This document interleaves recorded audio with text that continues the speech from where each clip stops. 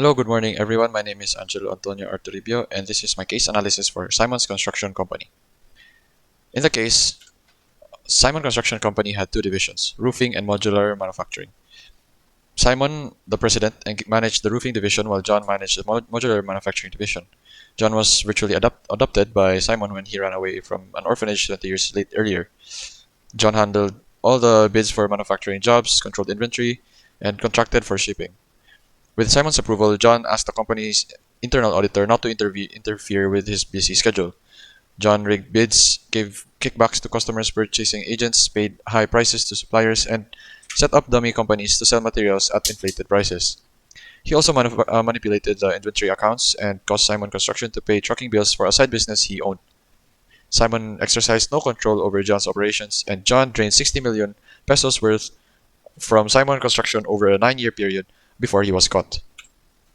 For the statement of the problem is that Simon Construction Company's internal control system failed to detect and prevent fraudulent activities in the modular manufacturing division, resulting in significant financial losses. Here is the Ishikawa diagram to support my statement of the problem, and on this side we have a fishbone diagram or an Ishikawa diagram that highlights the different aspects that could have contributed to the internal control system failure in Simon Construction Company's modular manufacturing division.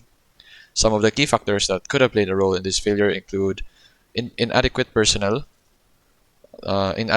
training, this one, lack of management oversight, and weak internal controls. These factors, along with others we have identified, will be discussed in more detail in the following slides as we explore possible courses of action to address the problem. You may pause the video to look at all the other factors that could have been the cause for the fraud that happened in the company. Here are the possible courses of action. The first one is to conduct a thorough investigation into the fraudulent activities and prosecute those involved, including John and his accomplices, to deter future fraudulent activities. This option would allow the company to recover some of the stolen funds, but it may damage the company's reputation and morale. The advantages are to recover stolen funds and deter future fraudulent activities, but the disadvantages are the company's reputation will be damaged as well as the morale. The second course of action is to implement strict internal control measures such as segregation of duties, employee background checks, and periodic auditing to prevent fraudulent activities from occurring in the future.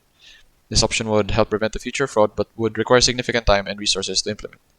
The advantages of this option is that it could prevent future fraudulent activities, but the disadvantages is that it requires significant time and resources to implement.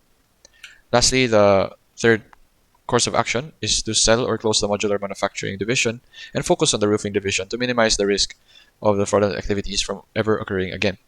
This option would eliminate the risk of fraudulent activities, but would also result in a loss of significant portion of the company's revenue and potential job losses. The advantages is that it eliminates the risk again, and the disadvantages is that the revenue and potential job will be lost, or there is a loss.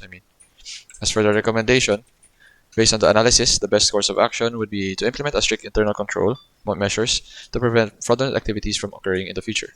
This option would help prevent future fraud, and allow the company to continue operating the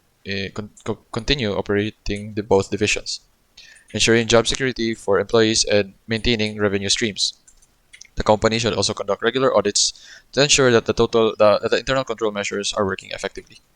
While implementing strict internal control measures is the best option for preventing future fraudulent activities, it is also the most empathetic option for John. As a father figure to John, Simon should consider that John's fraudulent activities may have been driven by personal issues and a lack of guidance. By implementing internal control measures, Simon can ensure that such issues are addressed in a more supportive and empathetic way.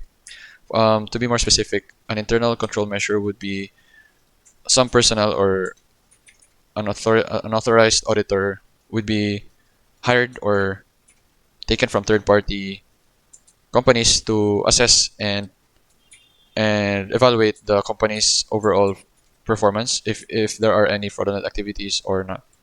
So that is all for my case analysis, and thank you. Here is my end quote for this video. It is by a famous actor, Owen Wilson.